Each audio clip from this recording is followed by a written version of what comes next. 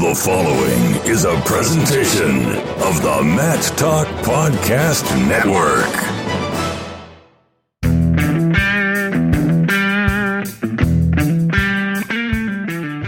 You know, it's a unique situation where I can't look to my right or left and have a guy pushing me in sprints. It's really just pushing myself. For coaches, you know, he's reminding me to keep working hard. You know, no one else is having to do what you have to do. And he tells me that stuff, but obviously he wants me to push myself too, so he can't be in my ear the whole time. So I can't dog it. At the same time, I got to find a way to push myself.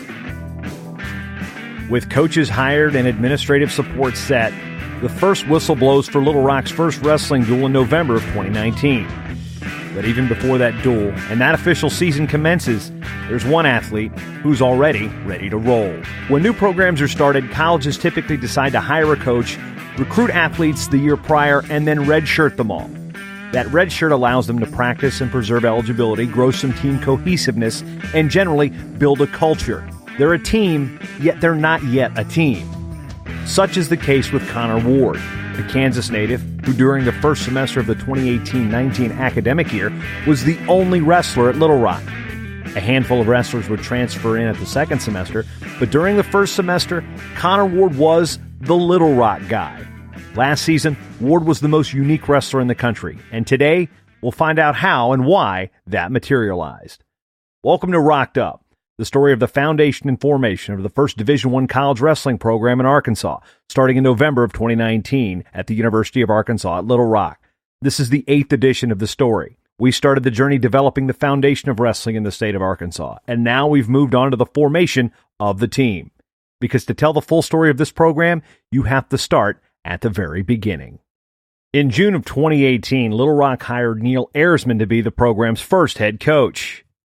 3 months later, Connor Ward enrolled in classes at the University of Arkansas at Little Rock, becoming the first wrestler in the school's history. Coming out of high school, I didn't have really any amazing credentials. You know, I made the round of 12 at Fargo a few times, made it this year and lost by a point in the last 10 seconds. Outside of Fargo, I mean, I All-American at Folk Style Nationals once or twice, which isn't a huge deal by any means. Never placed at Super 32.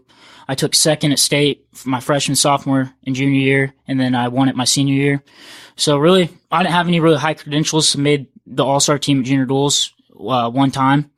And I had a few big wins in my high school career. I beat some top 5 guys in the country, but never really could ever piece it together, whether that's just bad luck with the injuries at Fargo a couple times with concussions or other injuries. But for the most part, just couldn't piece it together and finish. So Ward might be coming off modest, but a 4-time state finalist and a state champion in a good wrestling state like Kansas is nothing to sneeze at. But in the sport of wrestling, being a state champion isn't the sure thing to get you a college scholarship, especially at the Division I level. In states like Virginia, they crown 7 state champions a weight class each year. There's an overabundance of state champions. This is where wrestlers find events in the offseason to raise their stock. This is why placing at tournaments like the Super 32 in Greensboro, North Carolina each fall, or the USA Wrestling Junior Nationals in Fargo, North Dakota each summer is important to get on the radar of college coaches. Ward just missed placing at those events. So what made him think he could be a Division I athlete? Not what other people told me, but what I believed in myself. I knew I could see that the guys I work out with, I had a lot of high-skilled training partners in high school, and I was doing the same things as them, working just as hard as them, if not harder. And these guys are having huge success, and I just wasn't quite there yet. So I knew that one day I could be there if I just keep laying on the line, really excel myself to where I think I can be, which is Division I. A native of Shawnee, Kansas, Ward initially had committed to Northeastern Oklahoma A&M, a junior college powerhouse in Miami, Oklahoma. I was looking at going to the Air Force Academy for a really long time throughout my senior year. I think I started that at junior duels going into my senior year. I had a big win over a Blair Academy kid that was ranked 3rd in the country at the time, and the Air Force coaches started talking to me then. And I was going through all that stuff through March, and I did all the stuff I needed to do, and things just ended up not working out for me to get into the prep school. The slots were full, and I think nothing wrong with the coaches. I just think they maybe lost a bit of interest in me, which I don't blame them, as not a ton of coaches had interest in me at the time.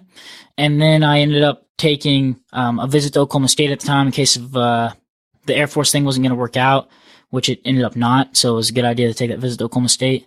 but it was just an unofficial, and obviously there wasn't too much interest from them at the time either. And things rolled around in April. The Air Force thing wasn't going to work out. I didn't really want to walk on at Oklahoma State at the time, and that's when I got in contact with Coach Renfro and took the visit down there, and then I decided I was going to go to NEO and work my way out from there. Oftentimes in sports like wrestling, it's the relationship that coaches have with high school coaches or maybe their home area that draw wrestlers to certain places. That was definitely the case with Connor Ward and head coach Neal Ayers. Kind of weird. He was up in Kansas City because me and him are from high schools that are about 15 minutes apart, which is kind of how he got to know me a little bit. And so he was in my high school over the summer while I was working out, and he was just watching me work out for a little bit. And that's how the conversation started was, I'll never forget this. Our school district, our two high schools are in the same school district, and our school district's called USD 232. So the first thing he told me was, I'm going to be the head coach at Little Rock. And then he gave me a fist bump and said, let's keep it USD 232. With siblings that go to school at Kansas and Kansas State, the enrollment of 11,665 and the size of the campus fit Ward perfectly. I visited probably first weekend of August, so right about a week and a half before school started, I believe.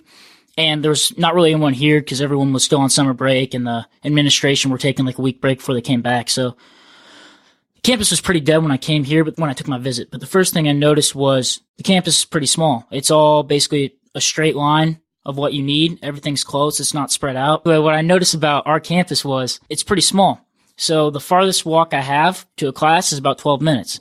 My sister, I don't even want to know how far her walk is, maybe 20, 25 minutes up hills and stuff. As we talked to Ward in December of 2018, he was just finishing up his first semester as a college student, and the first semester as the only wrestler on the Little Rock roster. Actually, it wasn't even a roster yet. Here's Athletic Director Chase Conk on the uniqueness that Connor Ward brought to college athletics. Connor is a team of one, and we do a neat deal. About 3 times a semester, we have a life skills program. We bring all of our student athletes together. It's a mandatory session, and we celebrate our success. We celebrate big wins, championships, all academic awards, player of the week.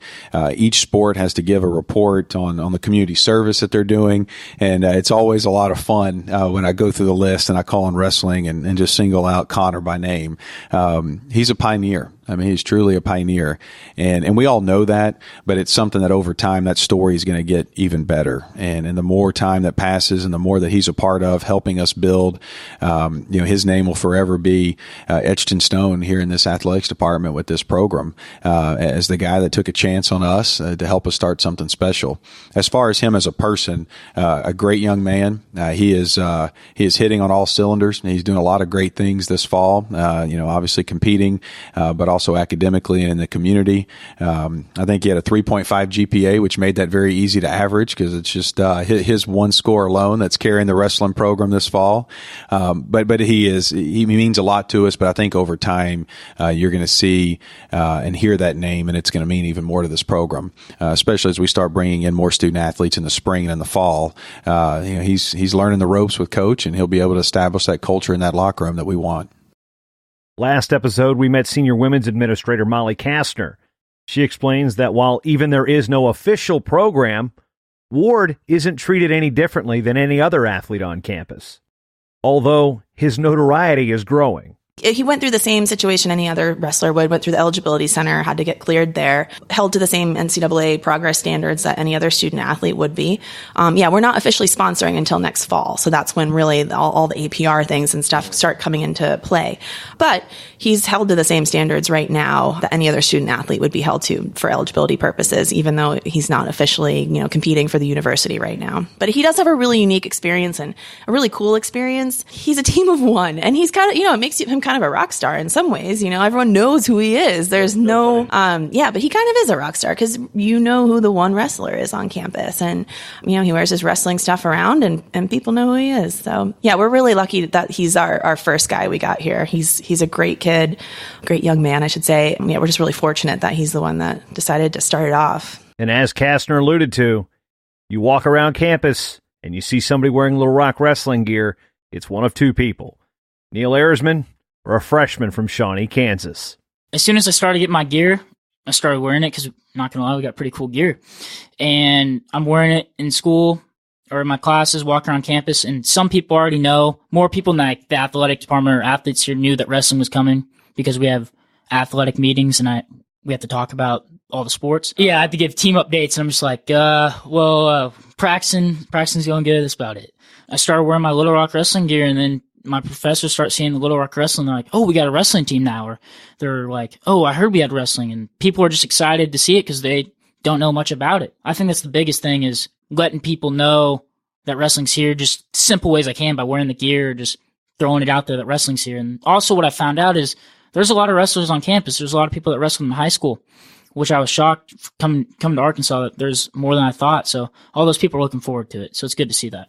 Even though Ward is in a new situation and a unique one, the athletic department is plugging along like they've done this before. We won't officially list wrestling as one of our sponsored programs until next year. And so we're in this transitional year where, and I told Neal early on, there may be some gray area, but we're not going to operate there. We're going to treat this like we've been a Division I program for 5 or 10 years. And that's the way we've operated, just to get into the habit of making sure that we understand internally and externally, what we can do with this program. So it has been a little bit of a shift. There's been a little bit of a learning curve and some of the calendars and things from a compliance side that our compliance office has had to get caught up to speed on. But it's been a good transition, and we hadn't had any hiccups. And, Neal has been bought in from day one and doing things the right way. And that's how we operate across the board with all 15 sports. Wrestling is unique that the redshirting athlete can actually compete in open competition. Wrestling is one of the few sports that actually allows its athletes to compete independent of their institution.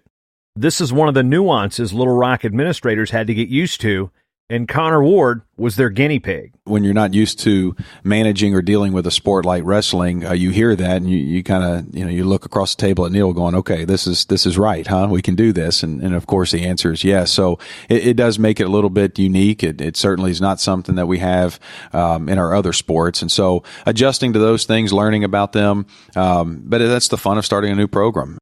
While Arkansas's arrival on the high school wrestling scene wasn't a secret, its athletes didn't quite resonate nationally.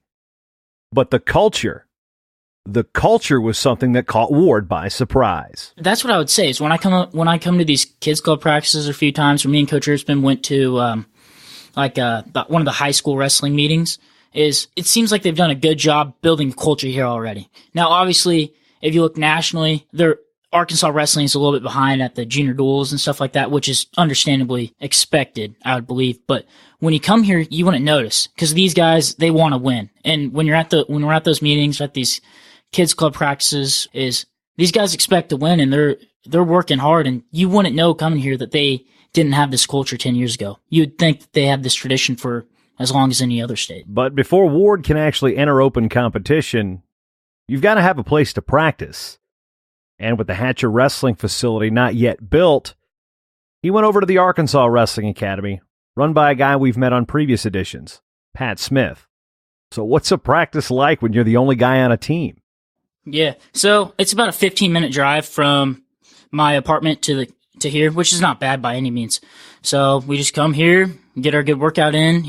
I get my warm-up in, me and Coach do some drills, hit my live goats, hit my spars, and hit some conditioning. So it's been very unique, but at the same time, look back, it's just like kids clubs. It kind of feels like home. Or a kids club, you drive 15 minutes to go to your kids club practice, or 20 or 30 minutes. So at the same time, it's made it feel like home a little bit. But for the most part, it is me and Coach Earthman really just laying on the line every day. He's just let me take advantage of this one-on-one opportunity with him, getting all those feels, and just really just drilling with him and fine-tuning my technique right now. Throughout his first semester on campus, the term unique was applied to him numerous times. It can't be overstated, and Ward himself knows that. It is super unique. I don't think this has ever happened before. Maybe will ever happen again with one guy on the team. But I've just embraced it. I've done a lot of workouts and stuff on my own over the years, and stuff with the team too. In a way, I'm kind of used to it, but at the same time, obviously it's super strange being on a team of one. But Coach Earthman's made it feel a ton like home. His family's made it feel like home. The school's made it feel like home. So it was a big adjustment, but at the same time, I'm getting a lot better, and it's gotten pretty normal here. Unattached wrestlers do not represent their university. Their coaches cannot coach them in the corner. This means Ward had to pay his own way, and picking open tournaments was an exercise in affordability. Ward entered 4 events last year, finished this season with a 7-6 mark. He was 3rd at the Oklahoma City Open, 4th at the Lindenwood Open, 2nd at the Fort Hays State Open, and went 0-2 at the Southern Scuffle, one of the toughest Division I tournaments in the country. As soon as I get my hands on those good guys, my first college match was Caden Gfeller. Final score was 7-1, maybe 8-1. Caden Gfeller wrestles for Oklahoma State, one of the top programs in the country. At the time of the match, he came in ranked 11th. First period, he took me down, rode me out for like almost the full period. I got away with the second left. Second period, I got reversed, and he rode me out. But the third period, I was able to chose neutral, and I think that's when I started learning things in that match. And that's when I realized I can be a good Division I wrestler. When I was wrestling with him in third period, and for 1:45, I was banging with him on my feet and finding my way to his legs, and then he got a takedown off, I think, my arm spin off the last 15 seconds. But that's what I've been learning a lot this year, wrestling Coach Ersman, is just learning to fight through these positions. While maybe I'm not as technically as good as all these guys right now, as I can fight with anybody. Right now, I believe that. While the situation was different for Ward, it was something Ayersman hadn't quite experienced as a college coach. It created some situations not often seen in college wrestling. Well, I mean, I got to wrestle a lot, so I got to be ready every day. And, from a personal standpoint, that was, I wrestle all the time anyways, but not every single day. And so that was the first thing, was just adjusting my schedule to be able to go and help Connor accomplish what he wanted. It's just little things like going to an open tournament on your own consistently, doing 4 or 5 of them last year, I think he did. Me not being able to be there and be able to help critique him and help him get better, that was kind of tough. And he didn't really have any other teammates there to encourage him, while he was there, or to help him out. So, from a compliance standpoint, it was pretty straightforward. These are the hours we worked out. This is what we did, et cetera, et cetera. It was a different experience. It was unique. I can't really find the words to describe it. Like, unless you've been through it, it's not easy coaching a team of one. I know that sounds silly, but you don't have anything to compare to. You don't have anything that you can really measure Connor up to, or yourself in his training. You're just doing the best you can and to be the best you can. The term grit is a prevailing theme within the Little Rock athletics department. Here's Chase Conk on what grit means to the Little Rock Trojans. It's part of our everyday rhetoric here at Little Rock. It stands for our core values: greatness, respect, integrity, and teamwork. But we talked about the 1 AAA level, and we don't have we won't always have the nicest facilities. We may not travel the best. We may not always have all the bells and whistles that some of these other programs have. But our young people and our coaches have grit. And if we're going to line up, whether it be in wrestling or it's in basketball, baseball, and knock off a Power 5, compete with some of the best in the country like we have, the X factor that we have is grit. And so we talk about it every day as a staff. Our coaches and our student athletes have bought into it, and we've got a great group of young people. I'm proud to say we just got our academic report, and our department cumulative GPA is a 3.36, which is a new school record. We had broken the record last year and achieved a 3.3. Now we've taken it up to a 3.36. So whether it's in the community, our community service, we're running about 3,000 hours a year with our student athletes giving back to Little Rock, or it's in the classroom. It's everything from athletically, academically, and socially. And we have great young people, but that also have a lot of grit, and that's how we're able to get it done. Ayersman probably couldn't have picked a better representative of grit than Connor Ward. Connor is the perfect example of grit, because he came and did something that really no other student athlete's doing or has done, to my knowledge. He came and he was the only athlete here for a full semester, pretty much most of the year. We didn't get other student athletes till January. So last August, he showed up, started training every day with me, and he, he did well. He had almost a 4.0 GPA. He made a lot of friends. He helped put out the wrestling program, reaching out to people.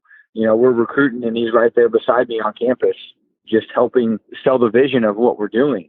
And for someone to go through every single day by yourself, training with coach who's, 30, 40 pounds bigger than him, and being pretty self-sufficient as a whole, I think that speaks for itself, and it can be summed up in grit. In January, the team of 1 became a team of 4 as Hassan Krieger transferred in from Iowa Lakes, Arkansas native Cash Jones from Campbell, and Jose Champagne from Minnesota. For Ayersman, the impact on Ward was immediate. Man, just Connor. I mean, Connor got a lot better overnight. Like, just having another body besides me, I think that the morale changed. It was tough at first because it's just me as a coach and it's just him as a student athlete. And, you know, he's over at my house eating dinner with the family and he was part of that. And then kind of like having your second child and then you got to split your time. And it was something that it was fun. It was hard. It was an experience. And that's the best way to put it right now. I want Little Rock Wrestling to be on the map. Here's the thing I think that's different about wrestling than, say, football. Wrestling is a team sport, but at the same time, it's an individual sport, right? So you come in here, everyone that's going to come here is going to know how to wrestle. Coach Ersman's not going to come here and try to implement something in you that you don't have. Now he's going to try to implement something in you to add on to what you have, but it's not like a head coach coming in for football, changing a whole offensive scheme, and where it takes a few years to get the right recruits in to fit his game plan. And that's not what's going to happen here. So I think we can have success right away.